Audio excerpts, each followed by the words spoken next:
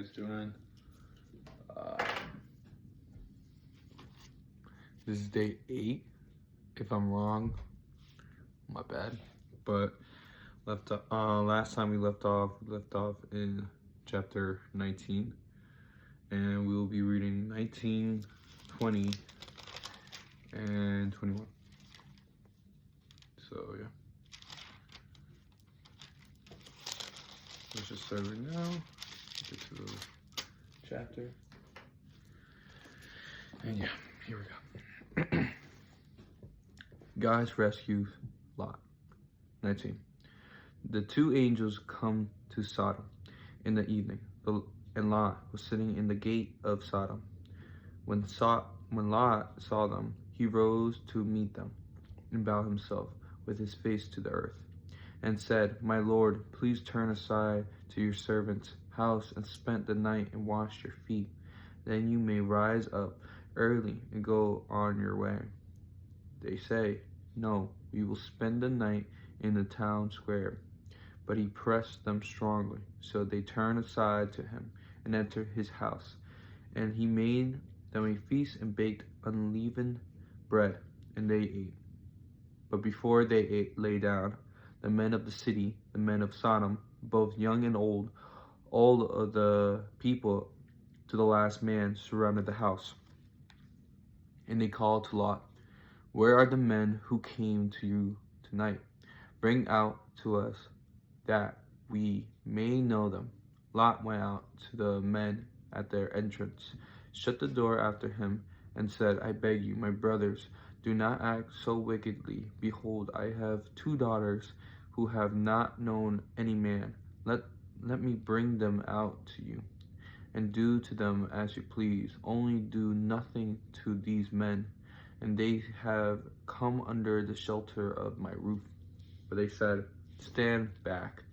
And they said, "This fellow came to surgeon, and he has become the judge. Now he will deal worse with you than with them." Then they pressed hard against the man Lot and drew near to break the door down. But the men reached out their hands and brought Lot into the house with them and shut the door. And they struck with blindness the men who were at the entrance of the house, but small and great, so that they were themselves out groping for the door. Then the men said to Lot, Have you anyone else here, son-in-laws, sons, daughters, or anyone who have in the city? Bring them out of the place, for we are about to destroy this place, because the outcry against its people has become great before the Lord, and the Lord has sent us to destroy it. So Lot went out and said to his sons-in-law, who were to marry his daughters, "Up, get out of this place, for the Lord is about to destroy the city." But he seemed to his sons-in-law to be jesting. In morning dawn, the angels urged Lot, saying, "Up, take your wife and your 2 daughters who are here, lest you be swept away in the punishment of the city." But he lingered. So the men seized him and his wife and his 2 daughters by the hand, the Lord being merciful to him, and they brought him out and set him outside the city. And they said, and as they said, brought them out, one said, "Escape for your life. Do not look back or stop anywhere in the valley. Escape to the hills, lest you be swept away." And Lot said to them, "Oh no, my Lord, behold, your servant has found favor in your sight, and you have shown me great kindness in saving my life. But I cannot escape to the hills, lest the disaster overtake me and I die. Behold, the city is near enough to flee to, and it is a little one. Let me escape there. It is not a little one, and my life will be saved." He said to him, "Behold, I grant you this favor also, that I will not overthrow the city of which you have spoken. Escape there quickly, for I can do nothing till you arrive there. Therefore, the name of the city was called Zair. God destroys Sodom. The sun has risen on the earth when Lot came to Zair. Then the Lord rained on Sodom and Gomorrah sulfur and fire from the Lord out of heaven, and he overthrew those cities and all the valleys and all the inhabitants of the cities and what grew on the land on the ground. But Lot's wife behind him looked back, and she became a pillar of salt. And Abraham went early in the morning to the place where he had stood before the Lord, and he looked down towards Sodom and Gomorrah, and towards all the land of the valley. And he looked, and behold, the smoke of the land went up like the smoke of a furnace. So it was that when God destroyed the cities of the valley, God remembered Abraham and set Lot out of the midst of the overthrow, when he overthrew the cities in which Lot had lived. Lot and his daughters. Now Lot went up out of Zair and lived in the hills with his 2 daughters, for he was afraid to live in Zair.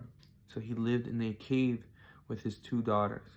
And the firstborn said to the younger, Our father is old, and there is not a man on earth to come in to us after the manner of all the earth. Come, let us make our father drink wine, and we will lie with him, that we may preserve offspring from our fathers. So they made their father drink wine that night. And the firstborn went in and laid with her father. He did not know when she lay down or when she rose. The next day the firstborn said to the younger, Behold, I lay last night with my father. Let us make him drink wine tonight also. Then you go in and lie with him, that we may preserve offsprings from our father. So they made their father drink wine that night also. And the younger arose, laid with him, and he did not know when she lay down or when she rose. Thus both of the daughters of Lot became pregnant by their father. The firstborn bore a son, and called his name Moab, and the father of the Moabites. To this day the younger also bore a son, and called his name Ben-Ammi. He is the father of the Ammonites to this day. Abraham and Abimelech. 20. From there, Abraham journeyed towards the territory of Negeb and lived between Kadesh and Shur. And he sojourned in Gergar. And Abraham said to Sarah, his wife, She is my sister. And Abimelech, king of Gergar, sat and took Sarah. But God came to Abimelech in a dream by night and said to him, Behold, you are a dead man because of the woman whom you have taken, for she is a man's wife. Now Abimelech had not approached her. So he said, Lord, will you kill an innocent people? Did he not himself say to me, She is my sister? And she herself said, He is my brother. In the integrity of my heart and the innocence of my hands, I have done this. Then God said to him in the dream, Yes, I know that you have done this in the integrity of your heart, and it was I who kept you from sinning against me. Therefore, I did not let you touch her. Now then, return the man's wife, for he is a prophet, so that he will pray for you, and you shall live.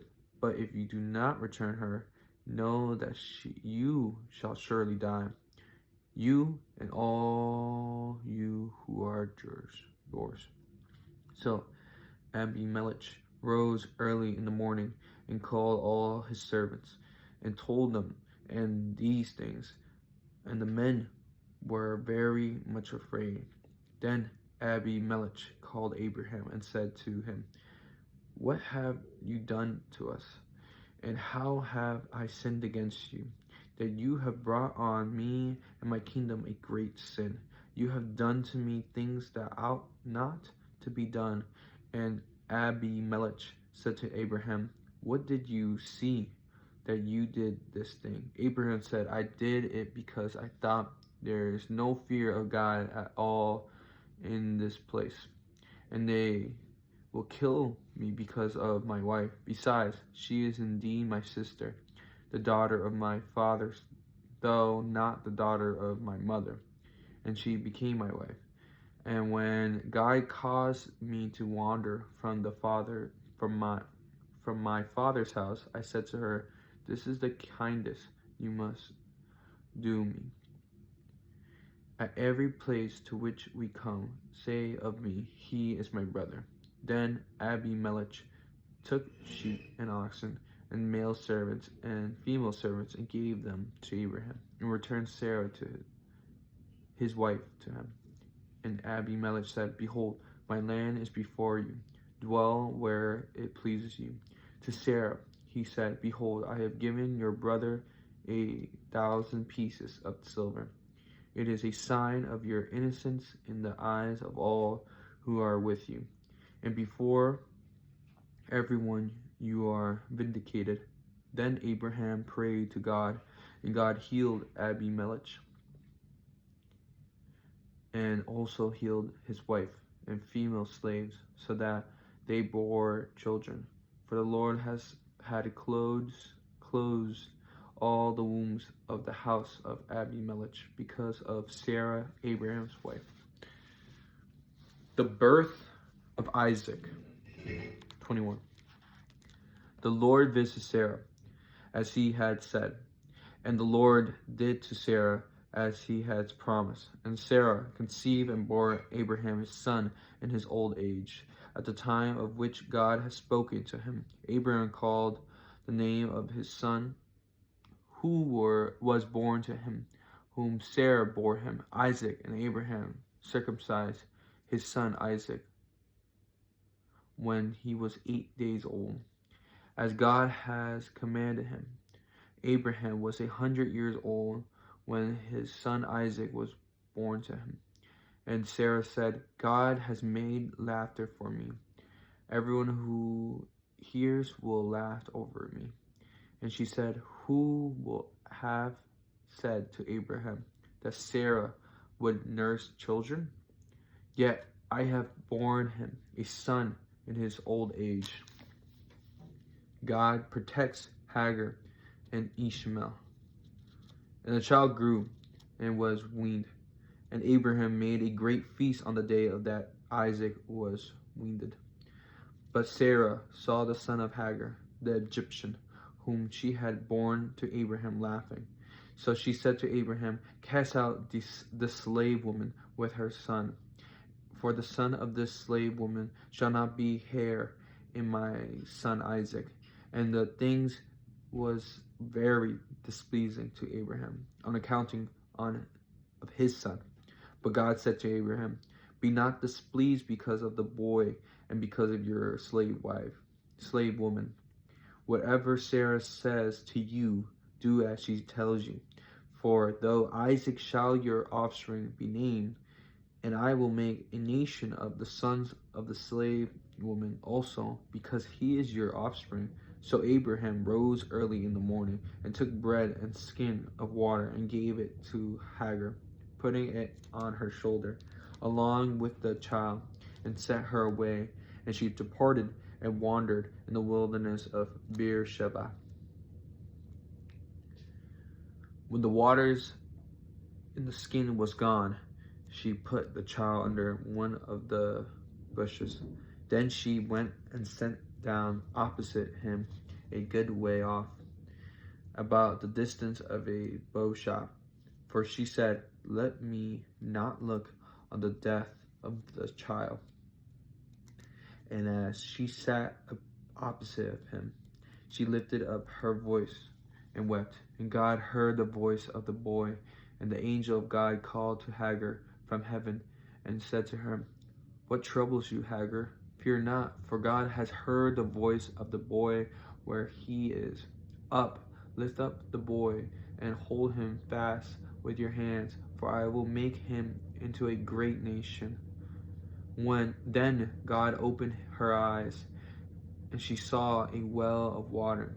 And she went and filled the skin with water and gave the boy a drink.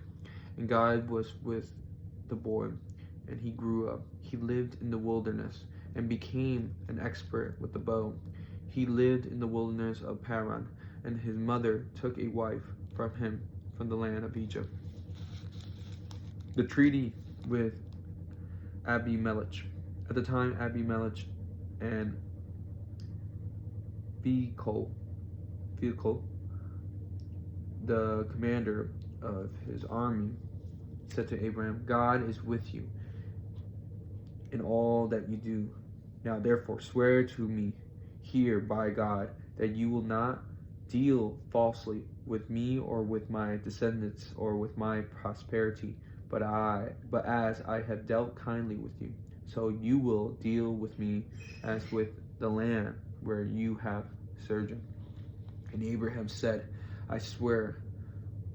When Abraham reproved Abimelech about a well of water that Abimelech's servants had seized, Abimelech said, "I do not know who has done this thing.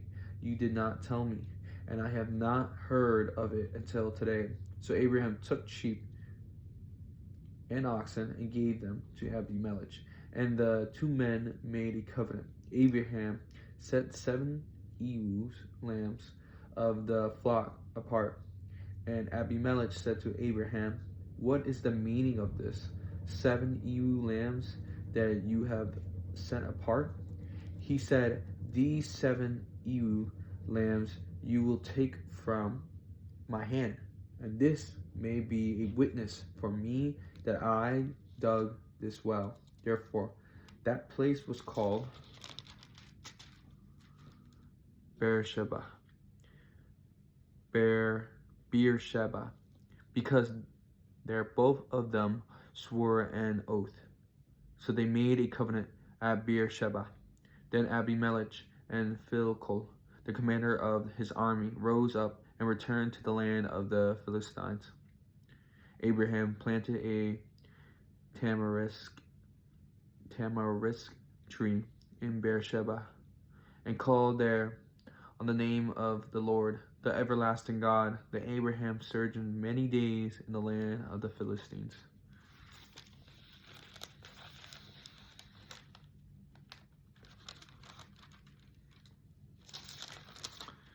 And that's it. My bad for the reading. It's not the best. Try my best, but a lot to take away with this, with a lot, you know. It's a lot. This chapters are crazy. If you really heard what I was saying, you know, God rescued Lot, God destroyed Sodom, Lot and his daughters. That's how you get the descendants of Moab and the Ammonites. Already not good. A lot of people see this and they're like, "Oh, look." People have to realize, like, these were the descendants of Moab and the Ammonites that do horrible things. And even at the beginning, it was horrible what they did. They can't do that with your father. And, you know, Abraham not trusting God again, saying, you know, "This is my sister," like he did in Egypt. But God giving him the love and mercy to not destroy him. And then he had the birth of Isaac, something beautiful. And, you know, Hagar with his son, you know, she was very depressed of what all was happening to her. God said, "Fear not, I am with you at your darkest moments, and I will make your son a great nation." And that's truly beautiful in my eyes. very nice, good 3 chapters. We'll be reading chapter 22 to 23 and 24. And that's more about Isaac, I'm pretty sure. And yeah. I hope everyone does good. Stay safe. My point when I read this is not to get you like, it's not me to like tell you what is the meaning. I will try my best, but honestly, go to other YouTubers or other people for that, because I guess I'm not the best with my words. I'm the best with just feeling it. I don't know. But I do try to read, so eventually when I read, you'll have the encouragement to read yourself, or you just read with me, you get the word, and then you're like, oh, I'm more interested. Then you go yourself, and that's all I want, honestly. So, God bless, stay safe, walk by faith, not by sight. God bless, everyone.